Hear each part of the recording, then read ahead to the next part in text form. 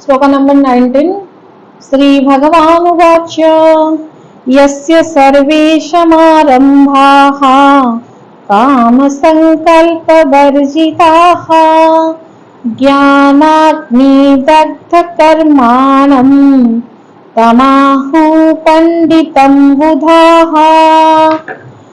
Explanation कुछ इस तरह से है, जिसके संपूर्ण शास्त्र सम्मत कर्म बिना कामना और संकल्प के होते हैं तथा जिसके समस्त कर्म ज्ञान रूप अग्नि के द्वारा भस्म हो गए हैं, उस महापुरुष को ज्ञानी जन भी पंडित कहते हैं। कितना अच्छे से भगवान बोलते हैं, क्या प्रोसेस होना चाहिए, आप एक पंडित का लक्षण क्या है और एक ज्ञानी का क्या लक्षण होना चाहिए।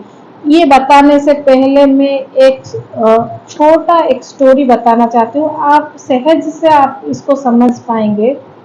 एक बार क्या हुआ, एक गुरु ने दोनों शिष्यों को बोला कि सुनो, मेरा ये कमरा भरना चाहिए, तुम दोनों को मैं ये टास्क दे रहा हूँ कि मेरा कमरा भर के दिखाओ।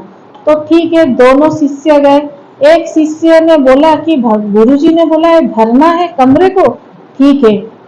कितना कुछ वो पैसा खर्च करके ले आया, एसी लगाना है, सोफा डालना है, पत्थर ईट, इतना सारे चीज वो अपने गुरुजी के रूम में इतना पैसा खर्च करके सब भर दिया। गुरुजी देखे और हंसे।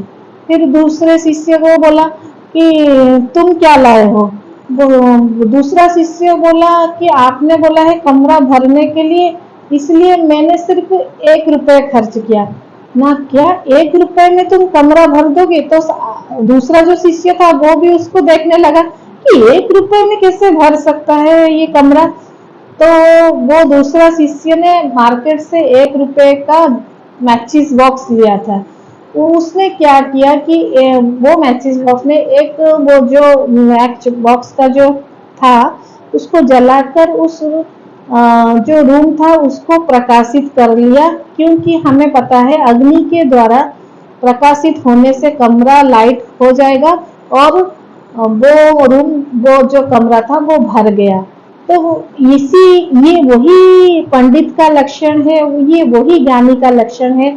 आपका जो ये है मस्तिष्क है और आपका जो अविद्या है, जो अज्ञानता है, वो कभी भी ईंट पत्थर इच्छा और कामनाओं से भरता ही नहीं। क्योंकि इच्छा और कामना के चक्कर में आप जितना भागोगे, जितना दौड़ोगे, वो सिर्फ और आपको उस महोदधि में, उस समंदर में ढकेलता जाएगा, लेकिन वो कभी भी भरता नहीं।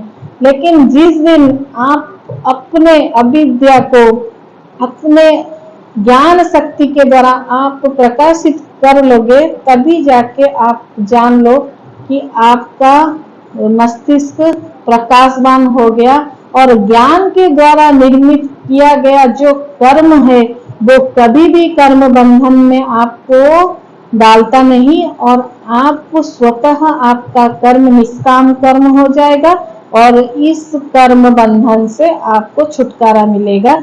यही ही भगवान बोलते हैं, यही जो पुरुष है, महापुरुष है और जो ज्ञानी जन है, उनको भगवान ने कहा है पंडित।